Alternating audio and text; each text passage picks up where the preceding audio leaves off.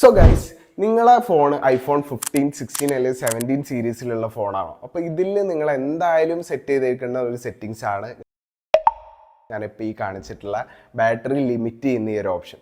ഈ ലിമിറ്റ് ചെയ്ത് കഴിഞ്ഞാലും ചില സമയങ്ങളിൽ നിങ്ങൾ ശ്രദ്ധിച്ചിട്ടുണ്ടോ എന്നറിയില്ല, ഈ ഒരു ലിമിറ്റ് ക്രോസ് ചെയ്തിട്ട് ഫോൺ ചാർജ് ആവുന്നുണ്ടാവും. അപ്പോൾ ഇതൊരു ബഗ് ആണോന്ന് പലർക്കും ഡൗട്ട് ഉണ്ടാവും. ഇതെന്താണെന്നുള്ളത് ഞാൻ ഈ വീഡിയോയിൽ പറഞ്ഞുതരാം. എന്തായാലും കൂടുതൽ ഇൻഫർമേഷൻസിന് വേണ്ടിയിട്ട് എൻ്റെ ചാനൽ ചെക്കൗട്ട് ചെയ്യാനും ഫോളോ ചെയ്യാനും യൂട്യൂബ് ഹാൻഡിൽ സബ്സ്ക്രൈബ് ചെയ്യാനും മറക്കരുത്. ഓക്കെ, അപ്പോൾ വീഡിയോയിലേക്ക് എന്താണെന്ന് വെച്ചിട്ടുണ്ടെങ്കിൽ നമ്മൾ ഇത്തരത്തിൽ ബാറ്ററീൻ്റെ സെറ്റിങ്സ് കയറിയിട്ട് ബാറ്ററിക്കകത്ത് ഈ ലിമിറ്റ് സെറ്റ് ചെയ്ത്, ഇപ്പോൾ ഞാനിതിൽ 95% ലിമിറ്റ് വെച്ചേക്കുന്നത്.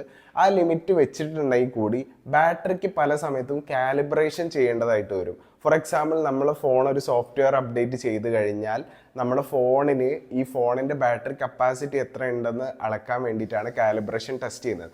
ഫോർ എക്സാമ്പിൾ, 3000 mAh വരുന്ന ബാറ്ററിക്ക് എത്ര പെർസെൻറ്റേജ് മീൻസ് കംപ്ലീറ്റ് ആയെന്ന് മനസ്സിലാക്കണമെങ്കിൽ ആ ഒരു കാലിബ്രേഷൻ ടെസ്റ്റ് കംപ്ലീറ്റ് ചെയ്യണം.